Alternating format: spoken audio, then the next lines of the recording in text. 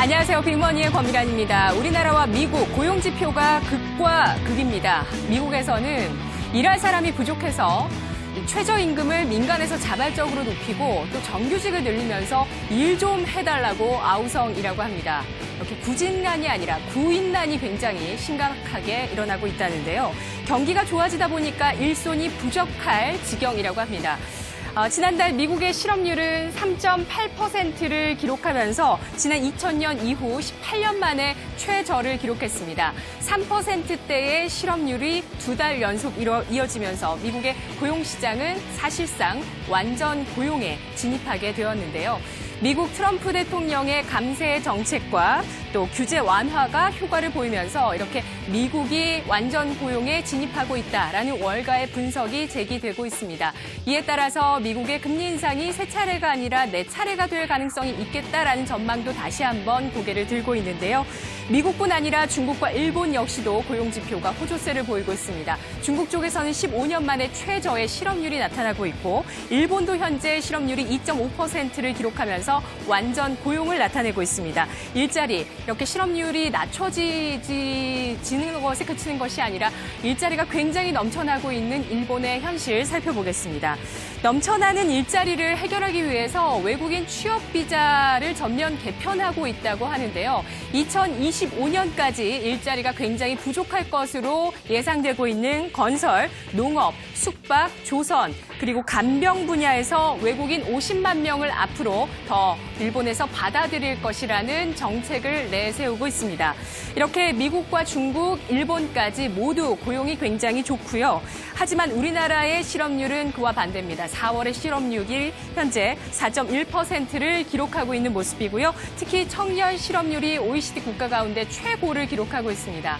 자, 일본의 구인난에 대해서 그 이면을 조금 더 살펴보도록 하겠습니다. 다음 그림 보시죠. 우리나라의 공익 광고인데요.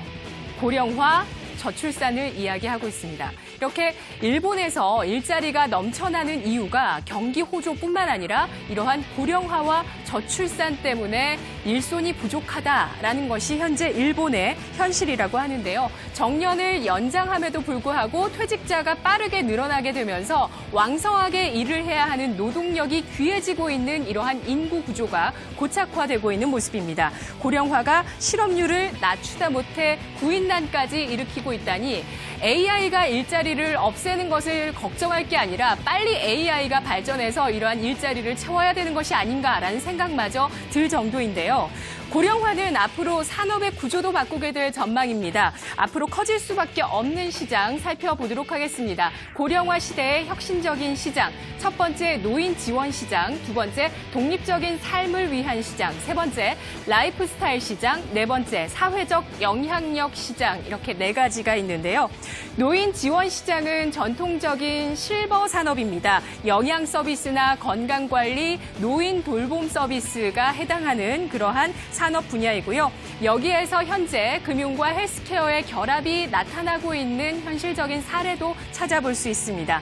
이탈리아의 보험사 제네랄 리 같은 금융업체들이 현재 고객에게 가정 방문 건강관리 서비스를 제공하고 있다고 하고요.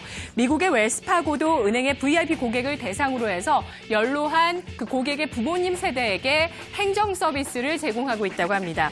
또 노년기에 겪는 여러 가지 어려움 가운데 큰 것이 바로 가족과 친구, 여러 가지 공동체의 유대감이 사라지는 것이라고 하는데요. 그래서 인구가 고령화될수록 살기 좋은 동네를 만드는 것이 굉장히 중요하다고 합니다. 교통도 역시 함께 발전할 수밖에 없고요. 그리고 오프라인뿐만 아니라 온라인상에서 고령 인구들에게 친밀한 커뮤니티를 제공하는 그러한 서비스 분야가 앞으로 성장할 수밖에 없을 겁니다.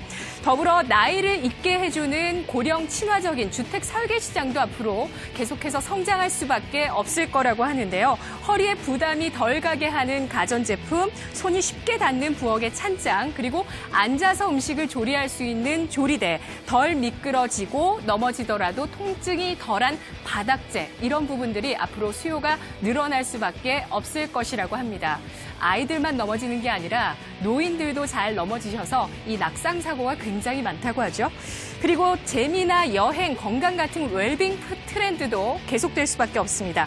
모든 세대에게서 호응을 얻는 장난감이나 게임 시장 앞으로 계속 성장하고요. 그리고 피트니스 시장 역시도 앞으로 성장할 수밖에 없습니다. 장수와 고령화는 다른 각도에서 해석을 한다면 굉장한 축복이 될 수 있습니다.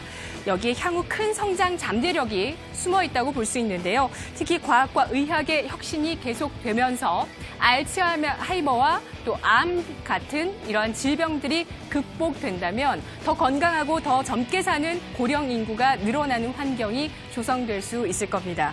특히 또 당뇨나 고혈압이나 골다공증, 또 관절염, 콜레스테롤 같은 만성 질환들도 관리되고 정복될 수밖에 없습니다. 따라서 제약과 바이오주, 앞으로 황금기가 도래할 것이고 이들을 우리가 계속해서 볼 수밖에 없는 이유이기도 한데요.